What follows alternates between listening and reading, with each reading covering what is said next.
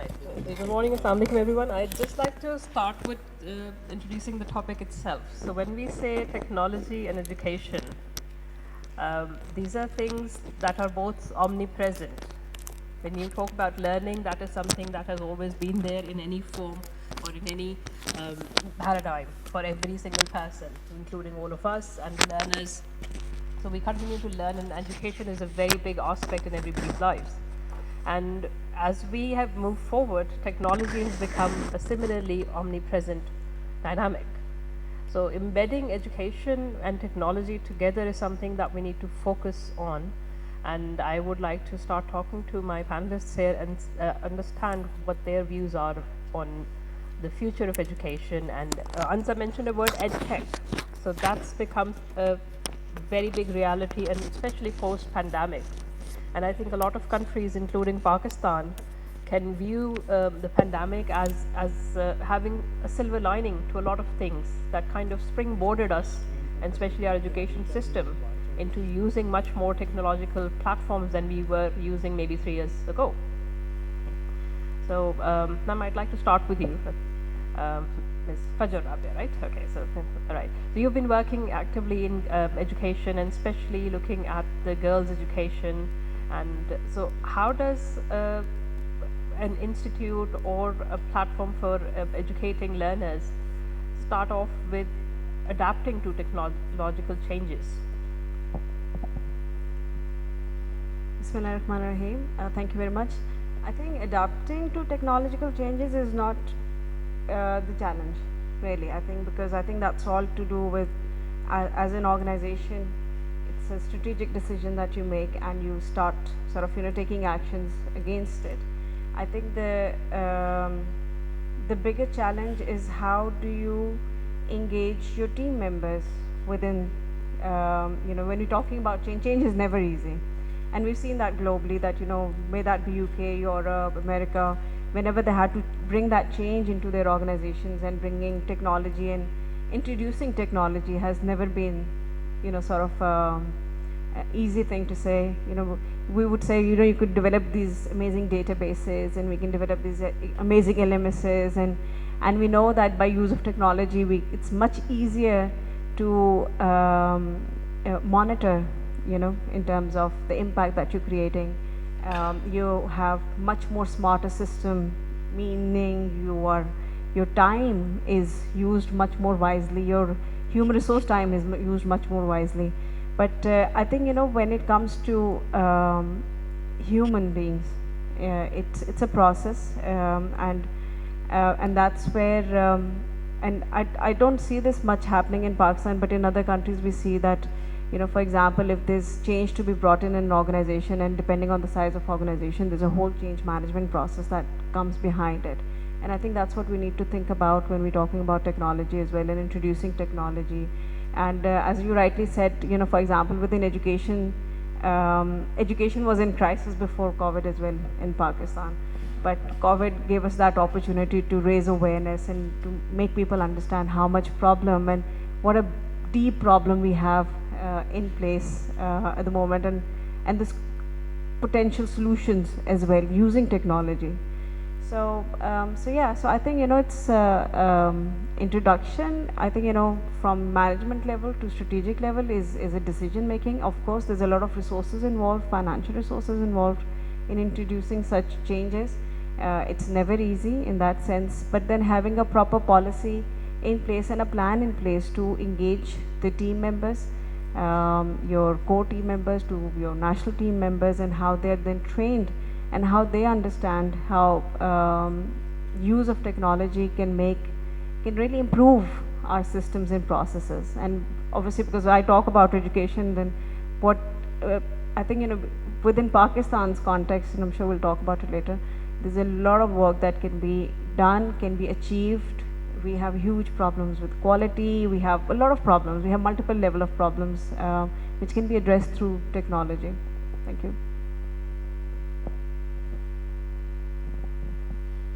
Right, absolutely. I think the biggest focus that we should have is adapting to the changes that you rightly mentioned, and the scope in Pakistan that we need to be looking at. Zeeshan sir, I'll come to you about that as well.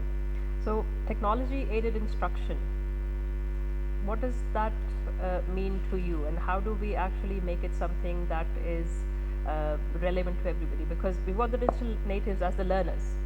They're very tech savvy, they're very tech driven, we already know that. The instructional side, which is us, which is the education imparters, has it been a bigger challenge for us? There is a lot of talks about the impact of digitization and education, technology with X field, Y field. But specifically, if I talk about education, I think technology has a bigger role here to play. As every student, every individual who's sitting in front of a teacher has a different personality and different learning style and different personality trait. So a teacher sitting in front of, standing in front of 30, 40, 50 students cannot cater every personality trait. Learning is happening. Somewhere it's happening slow, somewhere it's happening faster. Some people, some students have a better IQ, some have low IQ.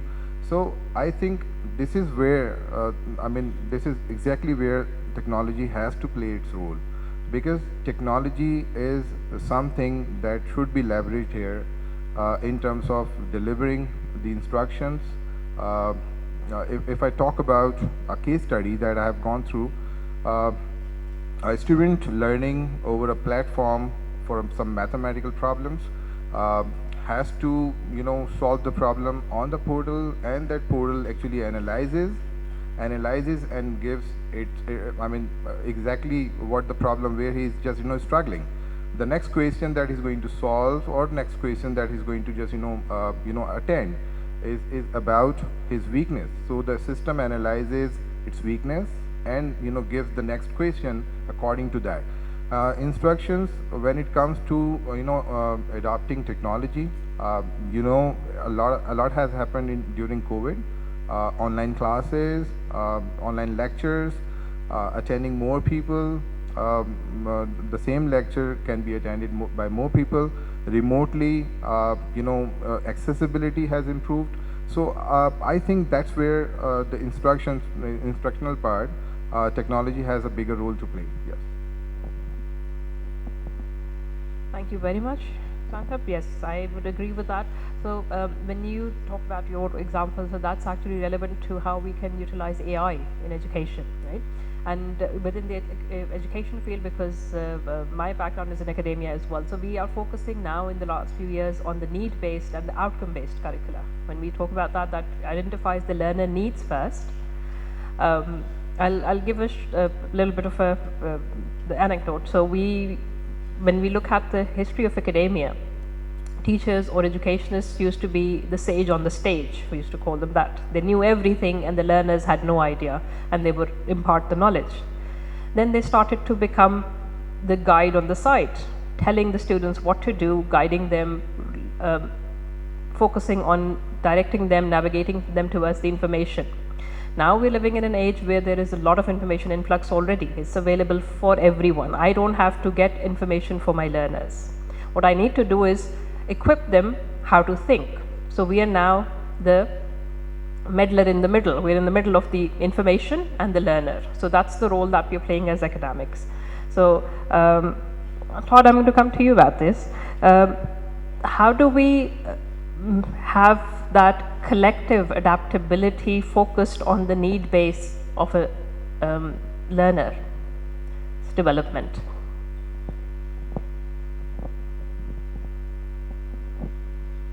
Oh, this question was for me? Could you repeat that again?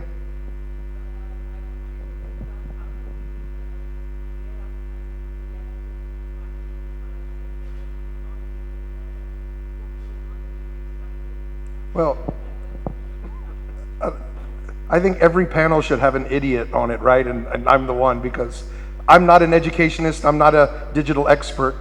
I'm a field worker in the mountains, in the plains, in the disaster zones of Pakistan for the last 17 years. So I give way to my esteemed associates here when it comes to the technical aspects. But what I can say is we built several schools in places like Azad Kashmir, where the earthquake destroyed many schools, and some places are still, we're still building. We just built a school and opened it last month because we were able to get funding. We've been able to build a few schools that had just never been rebuilt again. So we've been involved in that process. We've also been involved in some telehealth aspects of some of our clinics in the mountains, and we've utilized OPNA like in America. So I think that like what OPNA has done with our telemedicine, for instance in SWAT at our Mother-Child Health Center, I would like to see teachers, maybe Pakistani Americans or others in America, be able to connect through technology with children in these mountains, just like they have with some of the telehealth, maybe teleeducation. There could be some classes and some exchange of information. The other thing that I think would be really cool is not only for children, but also for adults literacy in some of these very remote areas, is if they all had a tablet that the government gave them to be connected, and it would serve, it may be all uploaded to a secure cloud, but then that would be able to help the teachers not only teach better, but also to help them with their lesson plans and being more consistent across, even remote areas where a lot of the education is not as good as perhaps in the cities. And so maybe it could even up the score a little bit, where teachers would have more access through their tablets to be to grade their improvement and help them improve, as well as have the children and other people that maybe never had a chance to go to school in some of these areas to connect. And then there could be some education programs and curriculums that can follow their progress, find the students that are of particularly high intelligence, and maybe that would help us identify some of the really, really intelligent, brilliant children out there in the mountains that can be given more resources, and then also just uplift the general population in their literacy, even in places where that's often where I've seen children that are working in the farms and fields, and their parents say, why would I educate them? I need them in the fields, what they don't see the value in it. So these kinds of things I think could uplift the value in people's minds. I hope that made some sense. I just wanted to say, because you've touched on individualized learning, and I think that's something very, very important. I think, if we think about it in Pakistan's context, and if we really understand the value individualized learning can bring to Pakistan and our growth, it's tremendous. Because you see, and use of technology to gear up towards individualized learning, because our teachers, for example, are not trained to assess a child's capability, interest, learning styles. There's a lot of things which are involved in teaching. Unfortunately, our quality of education is very, very low. So this is where EdTech can really play a huge role, that if we're able to, let's just say miraculously, as a country, we realize how important education is, and we start to invest in technology, meaning we can give our teachers the tool to assess the child and move more towards individualized learning. Because we have a huge population, we've got one of the largest youth population, we've got, and that is a huge asset that we're wasting at the moment, which if is moved towards individualized learning, then rather than everybody's, put on a standard education system, we need to move away from that and really understand that. Because, when we're working, and as Todd has said, we find children and girls and boys who are very street smart, never been to school. So when we bring them into our school systems, what we find is that they progress so quickly. So our system is very sort of flexible in the sense that we go with a child's, the capability in the classroom. So our teachers are trained to deliver learning in a multi-graded sort of session at the same time. So I think that's something we can really, really gear up towards, and that would be a very smart investment to make as a country. That's something where the government should invest in, and really give our teachers facilitate our teachers to be able to assess our children and have individualized learning programs for them. Thank you. Uh, can I add something? Yeah, when the we talk about adapting technology, it's actually for sure all stakeholders needs to be on the same platform. Yes, on the same page. Yes, yes. This is something that we all need to do. But the problem here is institutional implementation is one challenge. Teachers, as she mentioned, are somewhere very far behind from where they should be. Ultimately, students suffer. So from this all picture, I see that one of these stakeholder needs to step up. It can be a teacher. A teacher, for example, now students are watching the videos before they attend the class. So once the content has been available for long, now it's teachers who actually are just guiding them how you can use technology to enhance your learning, and that can be personalized learning as well. I mean, this is just a very bottom line example, but the content is available online. The students are watching, they are coming to the classes, and they are actually having the impact. The teacher is talking, and that's making sense to them. The other thing that I'm actually trying to mention here is that from this whole aspect, from these all stakeholders, one of them has to step up, and I believe that's the teachers who can actually just do it in their own capacity. If I'm a teacher and I'm just all thinking about my students, I would definitely do something that at least I can do. I mean, I can just refer some websites, I can refer some content, I can refer some gamification online available. That's what actually needs to be done, because if you go from government point of view, that something will happen, a miracle will happen, so we'll wait for the miracle for whole our life. To the infrastructure requirements as well, but yes, I would start off with the last point that you made, the individual boundaries that we need to push. So one person at a time.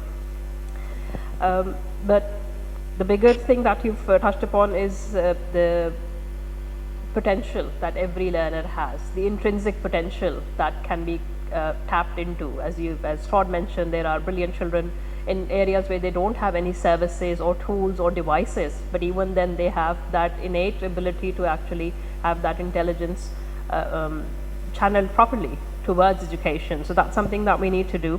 So embedding technology is basically the weaving of the tools, the devices and the systems, as well as the capabilities. So we need to have a bigger network in terms of developing the human capital, and then it all comes back to how we develop individuals, the skills-based individuals that we need in Pakistan now. I'm sure those of you who were here yesterday, we had a lot of talks about the digitization and the utilization of information technology, and that's something that is going to be at the crux of everything that we do in the next coming decades as well. And it's going to be rapidly enhancing the ability of humans to function in different diverse environments as well. So I'm going to now refer to the HR specialist that we have with us about how are we embedding that technological that seeming into the education system, and the ultimate goal needs to be the evolution of the human capital. So how do we identify the trends that are right for each learner, and how do we make sure that they become skilled individuals? Well, thank you, Sumbal, and of course, I've got a lovely panel with me, of course, with great intellect and acumen. So they've covered, basic things for digital things. I would like to talk about three basic facets, Ms. Sumbal has talked about. One is the employer, one is the learner, third is the learning intervention. So if I give you a ballpark idea about how this has changed post-pandemic, this has changed dramatically. As an employer, if I talk as an employer, very openly, right? How many entrepreneurs do we have in this hall, right? If you raise your hands. Okay, so entrepreneurs, right? So there can be three main reasons, if I talk about what Beringer talks about. Three main reasons to become an entrepreneur. One is need for independence. You want to be independent. You don't need to report to a boss. You don't need to come work from 9 to 5. One is need for achievement. You don't need to be called son of Malik, son of XYZ, son of this. So you need to achieve something, right? And third is financial rewards. You cannot become a billionaire, believe in skill sets, believe in embedding the right skill set for the people, of course, needed by an employer. So this digital transformation has done a trick to us, that of course they have made it easier for us to identify people, the human capital, and also for the students to learn the right skill set available in the market.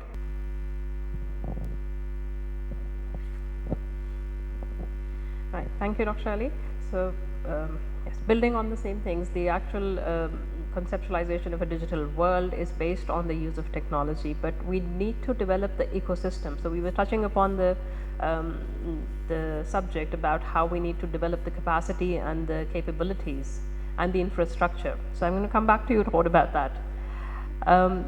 If you would like to let us know about what kind of efforts do we need in far-flung areas, especially in order to reach a bigger audience of the learners, especially relevant to the technological infrastructure that we should have, and to develop that ecosystem with local communities and the teacher training capacities that we need to work on.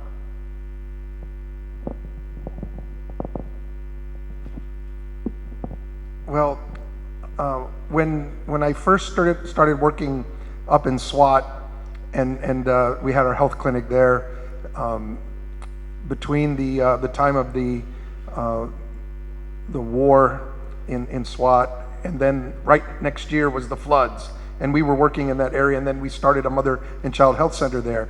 There was at that time only very, very slow dial-up to get online. So the way that we did telemedicine was just through emails and sending, we could send, it was even difficult to send a photo. So it was mostly text about what's going on with the patient. We'd send it to the specialist in America, and they would, you know, it'd go back and forth. Over the years, I've seen it. Now we have, up in the mountains of Swat, we have this high-speed DSL available, and internet is, so I've seen the evolution of the, of being able to do a lot more and have much better, you know, services. And I think that obviously that goes to education too. I would like to see perhaps the world community as well as the Pakistan government bring more of the kinds of, I think there was, Elon Musk was going to put up satellites or balloons so that there was internet everywhere. You know, I think that these kinds of things, they can also have a blessing and a curse, but the good side of it is that, you know, everybody can be connected and everybody can have access to those digital highways. So in the northern areas where I work, plus in been in some of the flood areas down in Sindh and Balochistan recently, where there still is no connectivity at all in terms of like anything that where a device works. So I think that definitely we're a little bit still behind in many areas to even get basic infrastructure and services so that the technology can even be utilized fully by the whole country and equally. So I'd like to see that, and I hope that the Pakistan government gets very serious about putting devices in the hand of every child and every person who wants to learn, and setting up the proper infrastructure, because it's absolutely doable, and the technology exists in the world to be able to do it, but I don't see it everywhere here.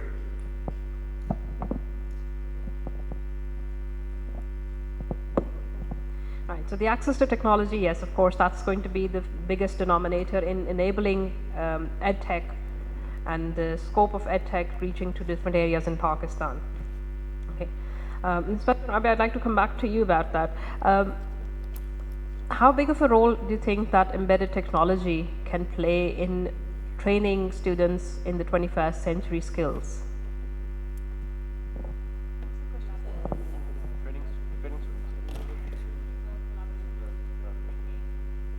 Yeah, so, well, of course, you see, I think, you know, we are a global sort of a community now, and I think, you know, for us to be, and you know, when you're looking at job market and maybe in entrepreneurship, and it requires multiple level of skill sets, and I think, you know, with the kind of content that is available now online, a lot of content available from global universities, especially on soft skills. Again, which we don't pay, I think, in Pakistan, we don't pay much attention to, teamwork, conflict resolution, communication skills, problem solving, and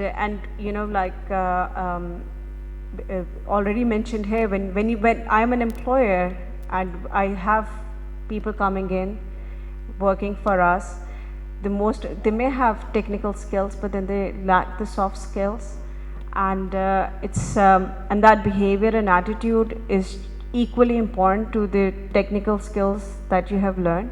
So I think that's where access to internet, access and that kind of exposure globally through technology can really bring that change in the, and we are constantly talking about that, we really need to change the mindset of our people. Unless we change the mindset of people, we're not really going to move forward. So you could talk about technology, but if we're not changing in terms of, like I said before, how this technology can really help us improve our own systems, and it can't be about, reducing jobs for people, but we need to be flexible and adaptable in terms of what new skill sets we need to learn, and that may be towards, and being more smarter. So use of AI, for example, is so amazing, is so powerful. There's just so much that can be done, and but we need to have better leadership skills, we need to have better management skills, we need to have better communication skills, and how we don't become robots ourselves, and we still being human, but using these very important skills to do that. And that's why I think, again, online education that is there already can play a huge role, and we see some amazing work that's been done globally that can be just needs introducing. And just an example I wanted to share. I was on a program once, and we were sort of talking about different case studies around use of technology and how that can really change things. So one, somebody tested out this model where they put a computer somewhere far-flung in I can't remember, globally somewhere in hilly areas, where the whole village was uneducated, no literacy, no computer literacy, no digital skills at all, and they just leave this computer connected to internet there, and that's it. They don't do anything. They don't even tell people. They don't tell children. And a month later, they come back. The team come back and see how all the children in the community are engaged on that computer, going online, and they've explored themselves. So our children now are so much tech savvy that you just need to give them a device and access to internet, and I think they can learn those soft skills. And given the scale of problems we're facing, not just in Pakistan but globally, I think we need to understand how smartly we can work now by just introducing this very important, we can't survive without technology anymore. Thank you. To add something like that. Very, very well summarized, right? So if I talk about one thing, right, that is we have broken psychological barriers, rather cultural barriers. I remember, right, we used to admire, my family used to admire son of someone, getting this much GPA, right, these much marks in metric or in FSC or in bachelor's, right, and GPA, and the person used to tell proudly that, of course, I'm this much GPA out of this in interviews. And if I remember, I've conducted around 20,000 interviews. I never asked somebody to tell marks or GPAs or any grade. So this is the psychological barrier we have broken now, this technology, and especially being very pertinent about one fact, that imagine a person who has got 4 out of 4 GPA and the person is of around 2 GPA, and if the person having 4 out of 4 may not be able to perform the task and a person who has given you an assignment can do, of course that person becomes useless. Of course, if I take an example of Fiverr, all freelance platforms, of course, the person who might have got less GPA with better skill set is more preferred over a person with a higher GPA and less skill set.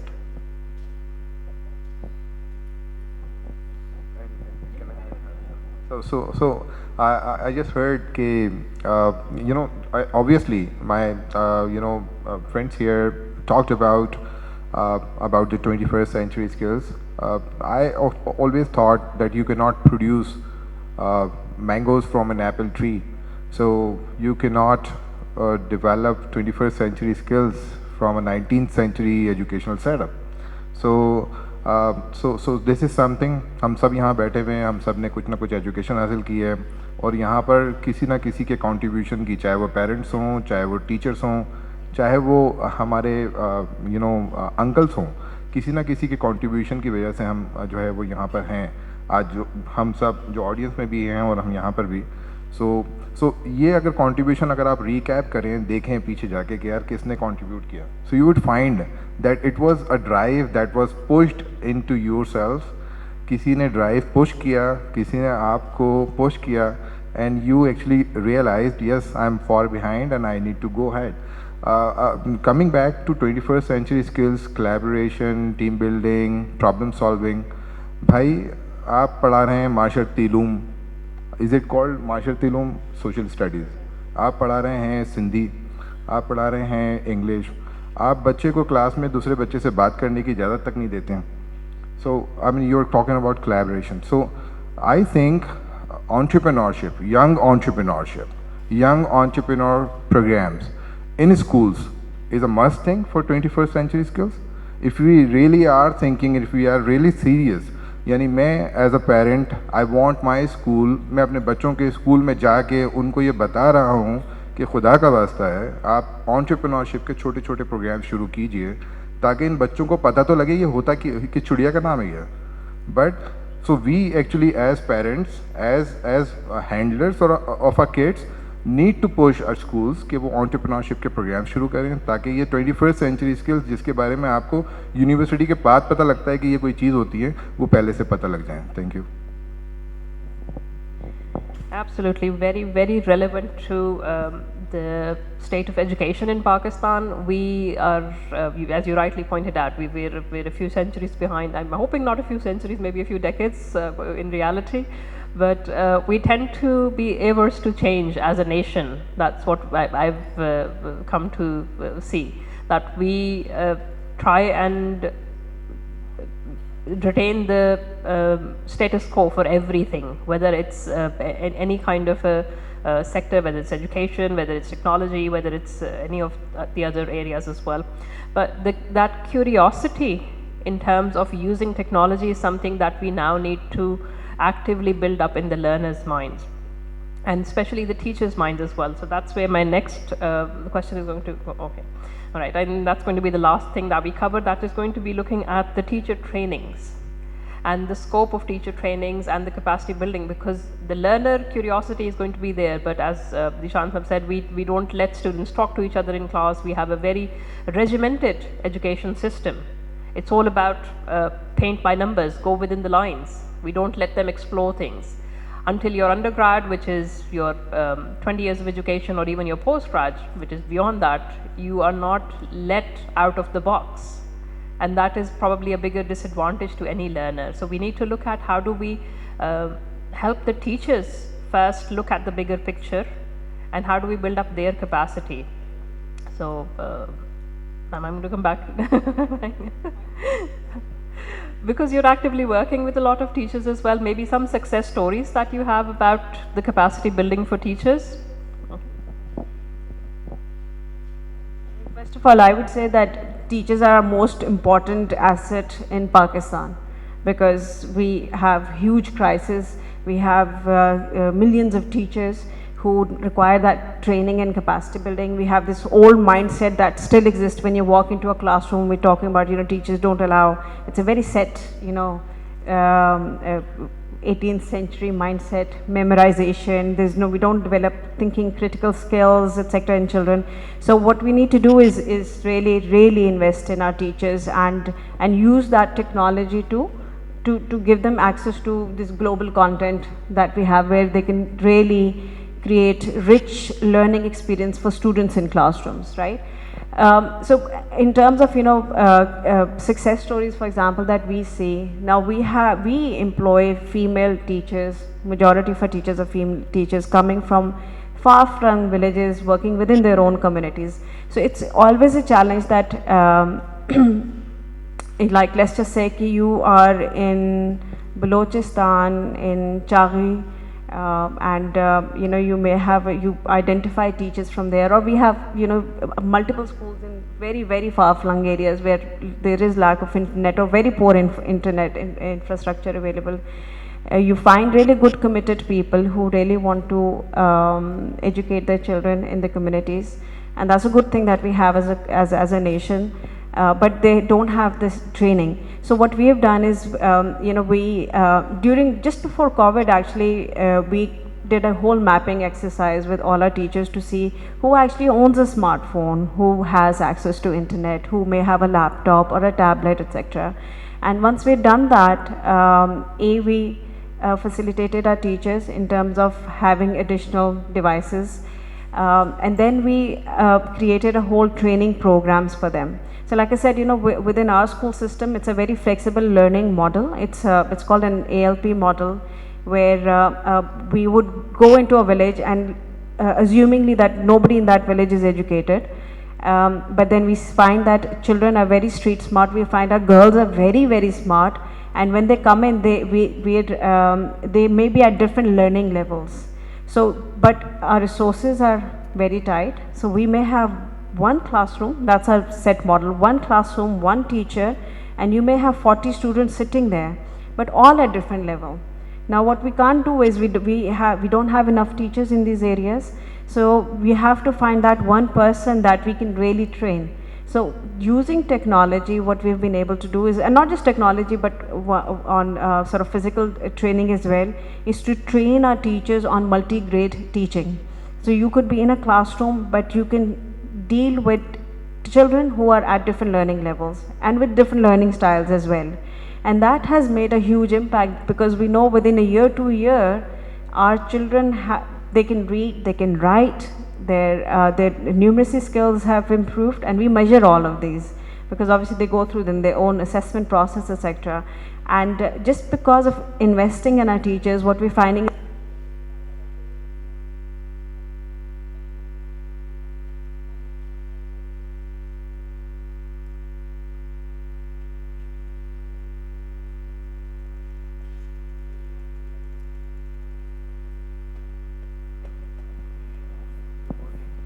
Yes. So by investing in our teachers and giving them the right training and the skill set, what we're doing is that we're reducing that time we would normally take in a mainstream education system. So let's just say a child might have to do 5 years of learning in a school system before they can complete primary education. In our system, in less than 3 years, our children can complete primary education. So that is because, of course, you know, the curriculum, but more importantly, how the teachers are trained and then how they deliver that learning in that classroom. And that's what we need. You know, when we say we nearly have 23, 24 million children who are not going to school in Pakistan, one of the largest in the world, you can imagine the crisis we have. And same thing happens with the quality for the children who are in schools. If you go in government schools, you will be shocked that you go in fifth class, for example, you'll walk in and the child still can't read and write, you know, after spending 5 years. So that is the quality of education. So investing in our teachers is hugely important and can really, really help us address our education crisis in Pakistan. Okay, thank you very much, Ms. Fajer, Rabia. So yes, very aptly put that you have to invest in the capacity for our teachers, because they are the people responsible for the learner development within the classrooms and even outside the classrooms, the guidance that they provide. Okay, so I think we're at the end of the panel discussion. I'd just like to thank all my panelists and their views as well. So thank you very much, Todd. So we've focused on a lot of important things, I think, but we just kind of touched on the surface of a lot of very big issues as well, about how we need to have a rehabilitation system within Pakistan, within the areas which don't have that infrastructure yet, and especially focusing on the adult learning as well that you mentioned. We could have talked about that more, but maybe we'll get a chance to do that later on.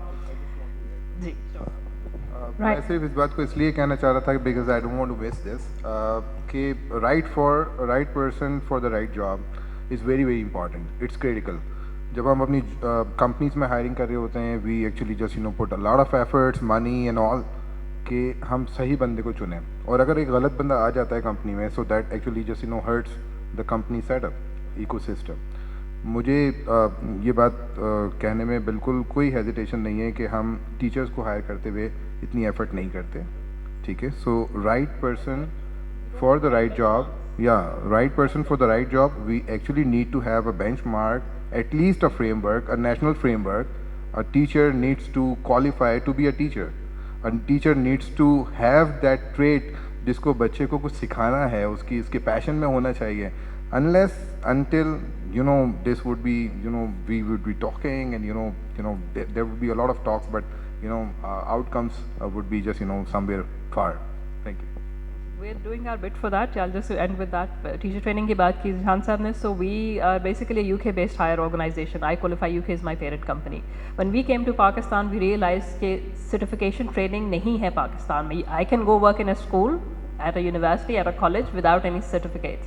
So we are the first people to launch that. So we are trying to make our contribution, and we have a postgraduate certificate in teaching for the teachers in Pakistan. And we are training public colleges and universities and schools and trying to make that difference. So thank you so much, everybody. Thank you, Zeeshan Saab. Thank you, Ms. Fajer, Rabia. Thank you, Dr. Ali and Todd. So wonderful talking to you all. Thank you so much. Thank you so much.